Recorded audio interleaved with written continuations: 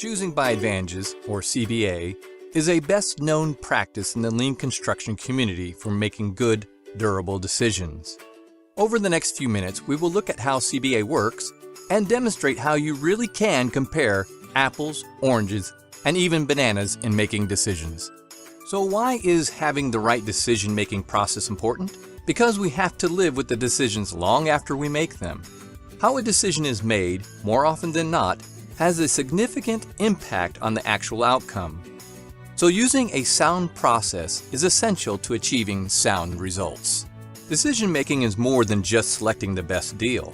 Using personal decisions as an example, some will buy a handbag, a watch, or shoes that cost 5 times more than another, or 50 times more over a simple solution that will function just fine. Others buy a car that may cost as much as a house in some locations over basic transportation. Why? Because we make decisions based on real or perceived differences or advantages of one alternative over another. If decisions were made solely on price, we would all be driving Yugos and wearing Casio watches. Before we get into the mechanics of CBA, we need to look at some common ways decisions are often made. Sometimes we simply go with our gut based on past decisions. For example, whenever you hear, "We've always hired supplier X for our big jobs," or "We've always done things this way," you know the basis is past experience, even if supplier X's performance or your past ways of doing things are only marginally acceptable. It's the better the devil we know than the devil we don't know mentality. It would take a really negative experience with supplier X or in the current way we are doing things to make a change using this approach. In team settings, decisions are likely to be influenced by arguments that only a few members provide or by those who take the strongest position. So why do so many decisions get made in these ways? Because it's easy. Relying on intuition and past decisions doesn't take much work, and not surprisingly, the results show. Decision-making in CBA focuses stakeholders on the importance and differentiation of each alternative's advantages. Also, CBA provides a streamlined, systematic, and repeatable system for making and documenting decisions. The reason why it is a lean method is because decisions that are durable do not have to be reworked, which saves time and money in the long run. So let's get started on the CBA steps. The first step is to identify alternatives. Alternatives are people, things, or plans from which one option is to be chosen. For our CBA example, we will use an apple, an orange, and a banana as alternatives for a post-workout snack. Step 2 is to identify the factors we will use to differentiate the alternatives. A factor is an element or part of a decision containing criteria required for making a decision. Usually, there are many factors to consider from which only the ones with differences will be selected by stakeholders. Inevitably, someone will ask, which factor is most important? My answer? You're asking the wrong question. Why? Because CBA does not directly compare or rank the importance of the factors themselves against one another. What we are doing with CBA is comparing advantages within the factors. Let's use safety as an example. Everyone tends to agree that safety is of the highest importance. However, in many cases, the difference between 3 suppliers' safety records may differ only slightly, with no real apparent advantage of one over the other. All the firms may meet or exceed our minimum requirements. Therefore, since the level of differentiation is small to almost nil, a good case can be made that safety is only the table stakes for the suppliers to get in the game. And after that, safety is not a factor in the CBA for final supplier selection. Note, it is for that very reason the benefit of a good pre-qualification effort, which includes reviewing safety records, is to weed out those firms that do not meet our requirements before conducting the CBA. In contrast, lean project delivery experience as a factor may not rank as high in absolute importance. However, the advantage of one firm compared to the others is significant. It is this level of differentiation, not the level of absolute importance, that would make lean one of the factors to be considered in the CBA for final supplier selection. Again, The factors we are looking to use in the CBA are the ones where an advantage exists between alternatives. For our exercise, we will use diet goal, flavor, nutrition, and convenience as factors. In practice, the selection of factors will require significant discussion among stakeholders as part of the process. Now, someone is bound to ask, so what about cost? Why isn't that one of the factors? Great question. In CBA, cost is not ignored. However, it is considered in the last step of the CBA process, so hold tight until then. Now that the number of factors are known, it is time to construct a table using the CBA tabular format.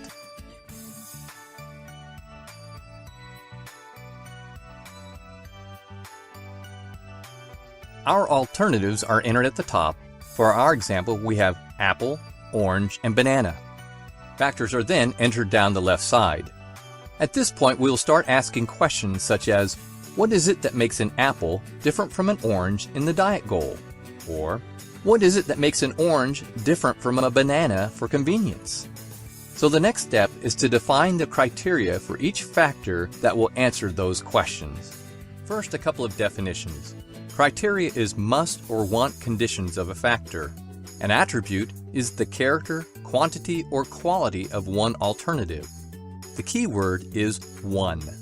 So for the diet goal factor, we will say it's calories. For nutrition, we'll use milligrams of vitamin C. And for convenience, we will use minutes to prepare for eating. For flavor, it is a little more subjective, so we will use taste. I will explain later how we will use taste as a differentiator since it is not that easy to quantify. Now we list the attributes under each factor with the criteria that it supports. Next, we identify the attributes of each alternative per the factor's criterion. An apple has 52 calories as an attribute for diet goal. An orange has 86 calories, and the banana is 94 calories. We repeat for nutrition in milligrams vitamin C, and then for convenience in minutes. For flavor, it is more subjective based on the preference of the stakeholder, so a descriptor is listed on which to differentiate the fruit. After filling in the data, the next thing to do is underline the least preferred attribute in the factor. For the diet goal, the highest calories is least preferred, and we do the same for the rest of the factors. Now we start looking at the advantages within each factor. In CBA, an advantage is a beneficial difference between attributes of two alternatives. Why are pros and cons type language not used? Well, it may seem to be a slight nuance, but a disadvantage of one alternative is really an advantage of another alternative. The point is to keep the language we use in CBA consistent. Back to our example. The orange has an 8-calorie advantage over the banana, and the apple has a 42-calorie advantage over the banana. In the nutrition factor, the banana and the orange have a 2 mg and a 72 mg advantage respectively over the apple. In the convenience factor, the banana and the apple have a 2-minute and a 3-minute advantage respectively over the orange. For the flavor factor, it is a little trickier. When the advantage between alternatives is subjective, we need to use the comparative terms such as more than the least preferred, much more than the least preferred, where much more equals the greatest advantage in that factor. For our example, the taste of the orange is more preferred over the least preferred taste of the apple, and the banana has the most preferred taste. Next, we circle the greatest advantage in each factor. Having identified the most important advantages for each factor, we will identify the paramount advantage between all the circled advantages among all the factors. The paramount advantage will be given 100 points and will be the anchor point all advantages will be weighed against. For our example, the banana's most preferred advantage in flavor was selected as the paramount advantage and given 100 points. All the rest of the advantages are compared against the paramount advantage. This is the anchoring relationship among all the advantages. Now we will score the other circled advantages. The key is to assess the importance of the advantage, not of the importance of the factor itself. So now we need to ask ourselves the questions. Which is more important in this decision? The apple's calorie advantage or the orange's nutritional advantage? The apple's calorie advantage or the apple's convenience advantage? And so forth. For our example, in relation to the banana's most preferred advantage in the flavor factor, the nutrition advantage of the orange we score as an 85. The apple's convenience factor advantage is scored as 70, and the apple's diet goal advantage is given a score of 35. Next, we decide the importance of the remaining advantages, the ones that have not been underlined or circled. In this step, we continue to ask the questions, which is more important in this decision? The advantage of more preferred taste of the orange, or 72 milligrams of vitamin C of the orange? The advantage of 2 minutes saved peeling of the banana, or 8 fewer calories of the orange? We keep asking these comparative questions until we have scored every advantage.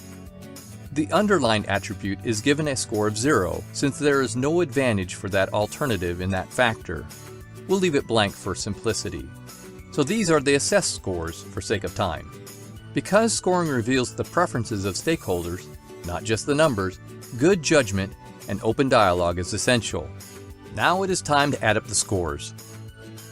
In our example, the orange came out with the highest score of 160, the banana second at 135, and the apple last at 105. To quickly illustrate what we have done so far, we have identified and scored the advantages for the alternatives. Then we added up the advantages like this. Now it is time to reflect and reconsider the scoring, especially when the total scores are so close that you may need to sleep on it. Then after reflecting, make any necessary changes. In our example, no adjustments were required, so the orange remained with the highest score. And if money is not an issue, then you would end the CBA session here and select the alternative with the highest score, which in this case is the orange. But let's continue the CBA with the consideration of handling cost as part of the process. This is the step where we said we would deal with the issue of money. In our example, the banana cost 25 cents, the orange costs 30 cents, and the apple costs 50 cents. So in this case, we decide the 25 points of advantage of the orange over the banana is worth the extra 5 cents and therefore supports our decision to buy the orange. However, if the costs were different so that the orange costs 50 cents and the banana costs 25 cents, you may very well decide that the 25-point advantage the orange has over the banana is not worth double the cost. In fact, you may decide that buying the banana and the advantage gained from spending the extra 25 cents on something else would raise the cumulative advantage score of the banana over the 160 score of the orange. So then you would buy the banana and use the 25 cents on something else to increase the overall advantage of that decision. This is an example of the law of decreasing returns for money spent. In life, there will be times when the alternative with the highest score may not be selected because the money differential from the second alternative could be applied elsewhere on a project to pay for more importance on another decision or to buy more scope that adds to the overall cumulative advantage. CBA decisions are not made in a vacuum, especially when money is constrained. Also keep in mind that decisions are often situational.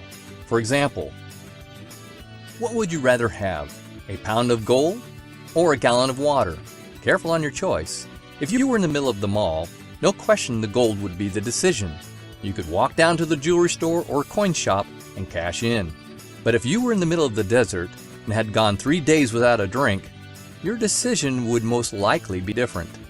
A correct decision is always to be based on the occasion. This also means that the decision-making process, though informed by past CBAs, must be repeated for each scenario. Here is an example of an actual CBA for an air handler selection for a mechanical space application where the scenario did matter. Typically, the company standard call for a high-end unit regardless of the application. However, the team questioned whether this was the best use of project money. So we did a CBA work session. When all was said and done, based on the scenario for a mechanical space application, not for a manufacturing space as was the intent of the standard, the low-end unit was selected. However, the reason for the decision was not lowest cost, but energy efficiency, which was the paramount advantage for this scenario.